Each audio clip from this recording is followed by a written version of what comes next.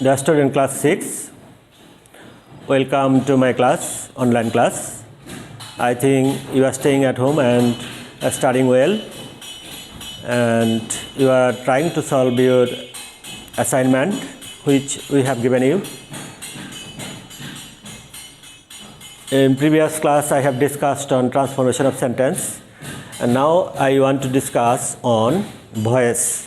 You know, there are two kinds of voice, the active and passive. দুই ধরনের voice আছে, একটা হলো অ্যাক্টিভ, একটা হলো প্যাসিভ। অ্যাক্টিভ ভয়েস বলতে আমরা বুঝি যে কাজটি সরাসরি সাবজেক্টে করে, অর্থাৎ কর্তা যে কাজটি করে তার নাম অ্যাক্টিভ ভয়েস, এবং যে কাজটি তার উপরে মানে সাবজেক্টের উপরে এসে পড়ে সেটা হলো প্যাসিভ ভয়েস। এখন আমরা জানবো কিভাবে অ্যাক্টিভ থেকে প্যাসিভ ভয়েস আমরা করতে পারি। Dear student of class 6, please look at the white board. এখানে আমি একটি সেন্টেন্স লিখেছি, হি প্লেস ফুটবল, সে ফুটবল খেলে। এখানে একটা সাবজেক্ট, একটা ভার্ব এবং একটা অবজেক্ট আছে। আমরা এটা কীভাবে পরিবর্তন করব? প্রথমে আমরা দেখব এটা কোন ধরনের সেন্টেন্স এবং কোন টেন্স আছে, কোন ধরনের সেন্টেন্স এবং কোন টেন্স প্রথমে আমরা লক্ষ্য করব, তারপরে এটা সলভ করার চেষ্টা করব। আমরা জানি যে এটা পরিবর্তন করার সময় সাধারণত মূল ভার্বের পরেই অবজেক্ট থাকে। সেই ক্ষেত্রে একটা রুলস আছে, স্ট্রাকচার আছে। আমরা প্রথম অবজেক্ট, এটা যদি অবজেক্ট এটা হইল ভার্ব অর্থাৎ প্রিন্সিপাল ভার্ব, তারপরে আছে সাবজেক্ট, তাহলে আমরা চিহ্নিত করেছি অলরেডি। আর আমরা জানি সাধারণত কী হয়, মূল ভার্বের পরে অবজেক্ট থাকে। সেক্ষেত্রে অবজেক্টটি অর্থাৎ প্যাসিভ করার সময় অবজেক্টই সাবজেক্ট হয়। তাহলে আমরা লিখব অবজেক্টই সাবজেক্ট প্লাস, এখন কোন টেন্স, যেহেতু এটা প্রেজেন্ট ইনডেফিনিট টেন্সের অক্সিলারি ভার্ব ভয়েস টেন্সের ক্ষেত্রে তাহলে কি হয়, এম ইজ আর সাবজেক্ট অনুযায়ী এম হয়, ইজ হয় এবং আর হয়।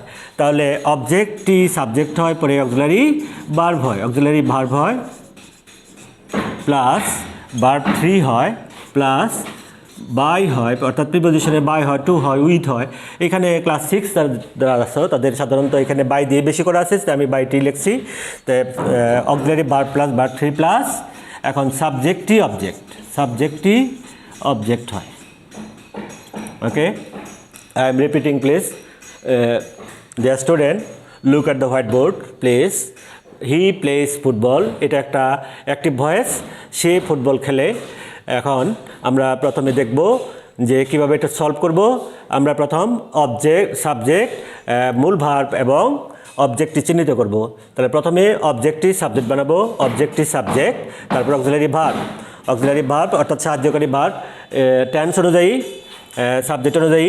তাহলে অক্সিলারি ভার্ব বসাতে হবে, তারপর ভার্ব 3। একটা জিনিস লক্ষণীয় যে যখন আমরা অ্যাক্টিভ থেকে প্যাসিভ করব অবশ্যই ভার্ব 3 হবে সবসময়, তারপরে তার আগে অক্সিলারি ভার্ব হবে, তারপর বাই হবে বা টু হবে বা উইথ দিয়ে আমরা করতে পারি। এখানে যেহেতু ক্লাস 6 তোমরা, তাই বাই দিয়ে আমরা এখানে করা আছে, সাবজেক্টটি অবজেক্ট করব। তাহলে আমরা যদি এটা ফলো করি তাহলে সহজেই আমরা এটা করতে পারবো, যদি আমরা ভার্বের ফর্ম টেন্স সম্বন্ধে আমাদের ধারণা থাকে।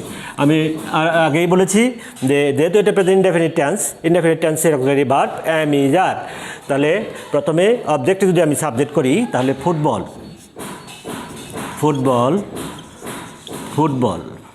এখন কোন টেন্স? তাহলে ফুটবল এখানে ইজ, কেন ইজ? ফুটবল একটা ফুটবল ইজ, তাহলে ফুটবল লিখছি, অক্সিলারি ভার্ব লিখছি, তারপর লিখব ভার্ব 3। তাহলে প্লে, এখানে মূল শব্দটা প্লেস, যেহেতু থার্ড পারসন সিঙ্গুলার নাম্বার আছে যেটা প্লেস হয়েছে, মূল ভার্বটা হইল প্লে, তাহলে প্লে হইল প্লেট। তাহলে ফুটবল ইজ প্লেট, তারপর বাই প্লাস এখানে সাবজেক্ট, তাহলে হি আছে, হি থাকলে কি হয়, him, here object him. Okay dear student, I am repeating please. He plays football, এটা সাবজেক্ট, একটা ভার্ব, এটা অবজেক্ট। তাহলে প্রথমে আমরা যে নিয়মটি ফলো করব, যে স্ট্রাকচারটি ফলো করব, প্রথমে অবজেক্টিভ সাবজেক্ট বানাবো, তারপর অক্সিলারি ভার্ব বসাবো কি অনুযায়ী, টেন্স অনুযায়ী, তারপর ভার্ব 3। আমি আগেই বলেছি যে ভয়েসের ক্ষেত্রে আমরা সবসময় ভার্ব 3 লিখি, তারপরে বাই লিখি, তারপর সাবজেক্টটি অবজেক্ট বসাই। সেই ক্ষেত্রে আমরা নির্ণয় করেছি যে এটা প্রেজেন্ট ইনডেফিনিট টেন্স, যেহেতু এটা প্রেজেন্ট ইনডেফিনিট টেন্স, ইনডেফিনিট টেন্সের অক্সিলারি ভার্ব হয় অ্যাম, ইজ, আর।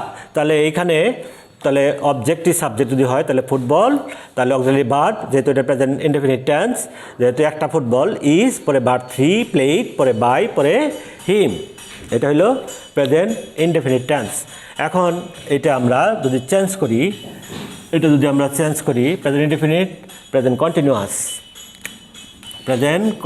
টেন্সে আমরা যদি যাই, তো হি প্লেয়িং ফুটবল, এটা যদি আমরা প্যাসিভ করি তাহলে দেখব যে এটা কোন tense, he is playing football, আমরা জানি সাবজেক্ট প্লাস এম অথবা ইজ অথবা are plus verb 1 plus ING plus object, এটা হলো প্রেজেন্ট কন্টিনিউয়াস টেন্স। সেক্ষেত্রে আমরা ইনডেফিনিট টেন্সে করছি আমরা এম ইজ আর, এখানে করব M being, is being, are being, subject অনুযায়ী। তাহলে প্রথমে M being, is being, are being, subject অনুযায়ী আমরা এগুলি যোগ করব অক্সিলারি ভার্ব হিসেবে, অর্থাৎ প্রেজেন্ট কন্টিনিউয়াস টেন্সের অক্সিলারি ভার্ব হলো M being, is being, are being. তো আমরা ইনডেফিনিট টেন্স আমরা দেখছি শুধুমাত্র ইজ, এম, ইজ, আর। এখানে তাহলে আমরা কি বসাবো, শুধুমাত্র এম বিং বসাবো সাবজেক্ট অনুযায়ী, অথবা ইজ বিং বসাবো, অথবা আর বিং বসাবো। তো dear student, which word can be set up here, am being, is being, are being. তো ফুটবল কয়টা, একটা, তাহলে ফুটবল ইজ বিং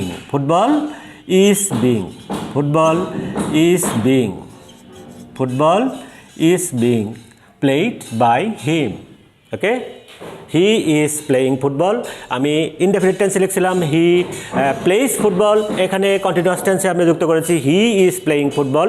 কীভাবে আমরা চিনলাম যে এটা প্রেজেন্ট কন্টিনিউয়াস টেন্স, আমরা জানি সাবজেক্ট প্লাস এম অথবা ইজ অথবা আর, পরে verb 1 plus ING plus object, এটা হলো present continuous tense.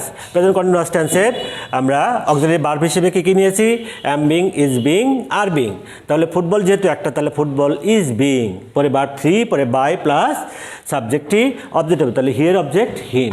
Okay, dear student, do you understand? Look at the blackboard.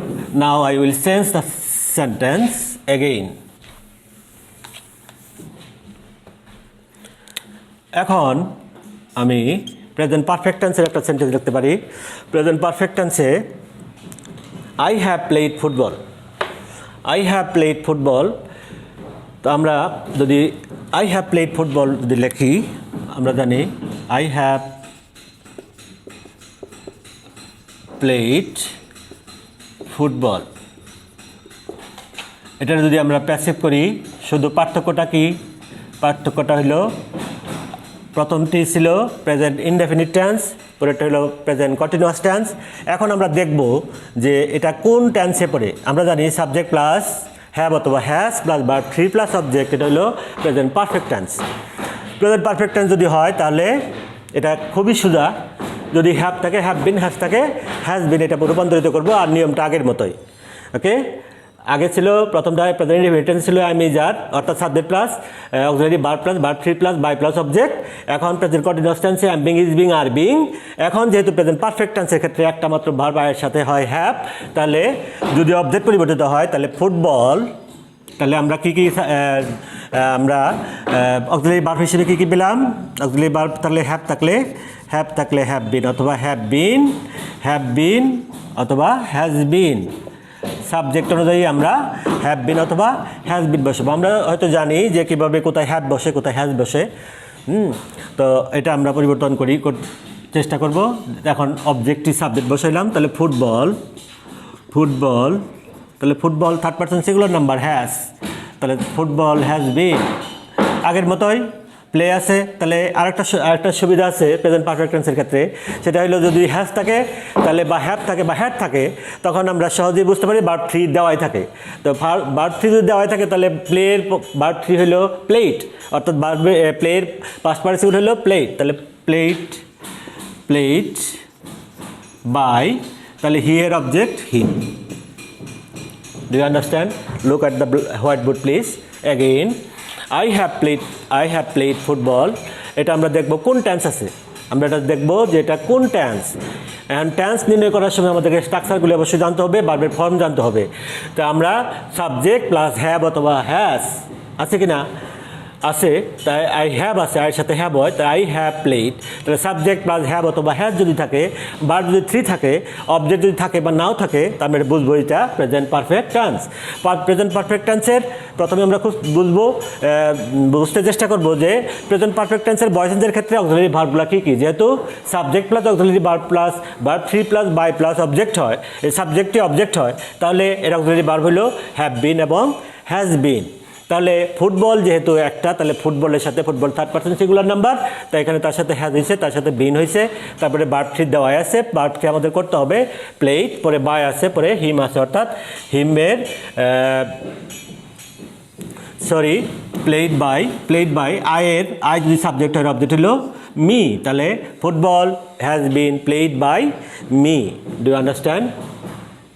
তো আয়ের অবজেক্ট মি, হিয়ার অবজেক্ট হিম, দের object them, your object you, করিমের অবজেক্ট করিম, যে কোনো নামের অবজেক্ট সেই নামই হয়।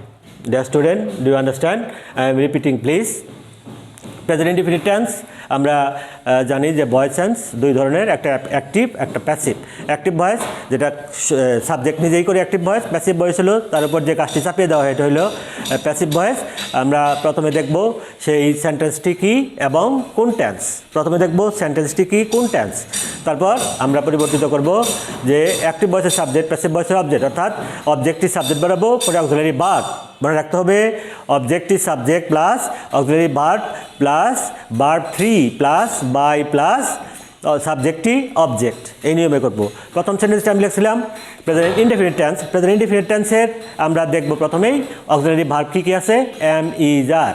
তাহলে প্রেজেন্ট ইনডেফিনিট টেন্সের ক্ষেত্রে আমরা অবজেক্টিভ সাবজেক্ট প্লাস তারপর কি, তারপর auxiliary verb plus verb 3 plus by plus object. তারপরে আমরা করছি present continuous tense. Present continuous টেন্সের ক্ষেত্রে আমরা অক্সিলারি ভার্ব পেয়েছি am being, is being, are being, আগের মতোই objective subject plus auxiliary verb পরিবর্তন হবে, যেহেতু প্রেজেন্ট কন্টিনিউয়াস টেন্স, সেখানে আমরা বসাবো এম বিং অথবা ইজ বিং অথবা আর বিং সাবজেক্ট অনুযায়ী। ওকে, আগে তারপর যা আছে তাই হবে। তারপর আমরা দেখলাম প্রেজেন্ট পারফেক্ট টেন্স। তখন তো প্রথম সেন্টেন্সটা আমরা দেখবো যে এটা কোন টেন্স আছে, হুইচ টেন্স ইজ ইট, কোন টেন্স আমরা দেখবো। দেখার পরে যদি এখানে আমরা একটা সেন্টেন্স লিখেছি already, I have played football, তো সাবজেক্ট প্লাস হ্যাভ অথবা হ্যাঁ যদি থাকে, তাহলে আমরা বুঝবো present perfect tense. Present perfect টেন্সের ক্ষেত্রে নিয়ম আগেরটাই, শুধু পরিবর্তন কি হ্যাভ বিন এবং has been. Very easy dear student, if you follow very concentrately, it is very easy to solve the active to passive, because it needs something. প্রথমে sentence বুঝতে হবে, তারপর ভার্বের ফর্ম বুঝতে হবে, টেন্স বুঝতে হবে, এবং অক্সিলারি ভার্বগুলি কী কী হয় এগুলি যদি তোমরা মনে রাখতে পারো, সহজে এটা পরিবর্তন করতে পারবে। এটা খুবই সহজ আমার মনে হয়। ডিয়ার স্টুডেন্ট, thank you very much. Dear youngster of Mamul City High School, thank you very much, all the best.